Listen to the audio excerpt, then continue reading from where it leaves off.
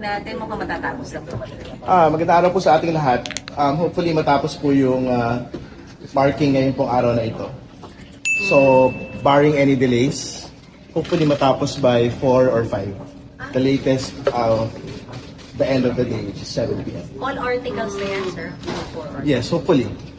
So, yung most optimistic po naming assessment, around 4 or 5. Tapos po yung marking today. So walang dahilan, sir, para ma-delay yung umpisa ng trial sa July 6. Tuloy na tuloy po yung July 6, sir.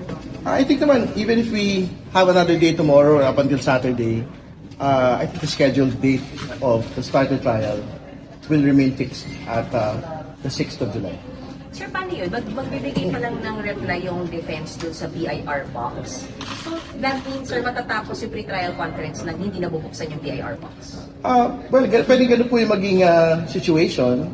Pero I'm quite certain there will be a marking today of the box itself. Pwede ba yung box mismo talaga? Yung The naka-seal box, naman? no, sealed. Yung box na lang. I think yun po yung pwedeng, I think that is what will happen today. Maybe the box will be marked itself. Even if the contents are unknown, sir, you will mark it as an evidence. Pero po ba? Paano ba, sir? Yes, that's correct. It will be marked, the BIR box that was transmitted from the House to the Senate will be marked today. So yun po. So we will see later pagka po dinala lang. But I'm quite certain the prosecution panel will insist that mabuksan po yung box today. If not, and then we will leave it to the court to decide. You know, so far, sir, may sinabi na ba yung clerk of court about that manifestation? Wala pa. Wala pa po. Pero ibababa daw and i-mark yung box. I think that is our expectation. That is what we will insist on. That the box be marked. Kasi it's our evidence. Di ba?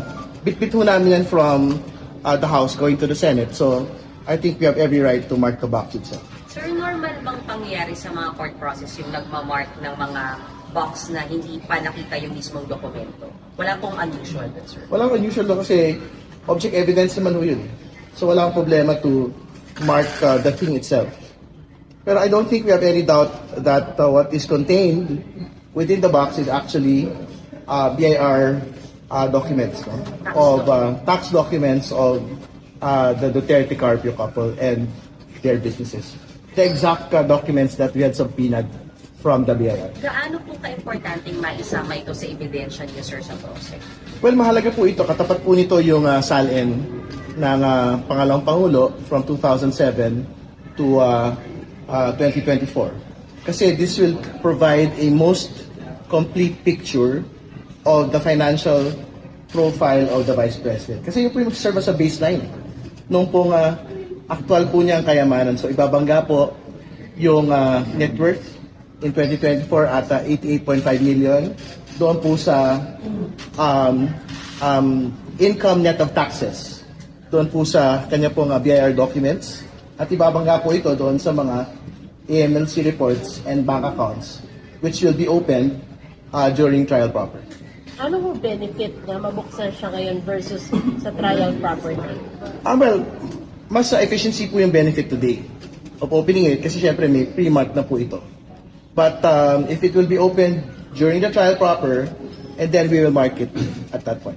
Sir, parang may sinasabi yung defense na parang dapat ang mahalungkat lang na ebidensya ay mula 2022 pataas. Pero may sinasabi kayo from 2007, sir? Tama ko yan. Kasi, like what I stated yesterday, you cannot reach 88.5 million in 2024 without actually understanding yung pong pinagsimulan po ng 88.5 million ng 2024. So, yung pong mga relevant documents, even previous to 2022. And for SALN, it is 2007, which is the start of her public service, would provide us a picture as to yung pong kita niya bilang public official, yung pong mga kayamanan po niya, particularly assets, no, na nakuha over the course of these years, at yung pong mga utang na talaga pong nakasalang, no, doon sa kanya pong SALNs. And more importantly, we would see a pattern there, particularly kung ano po yung mga hindi dinidisclose na mga pag-aari.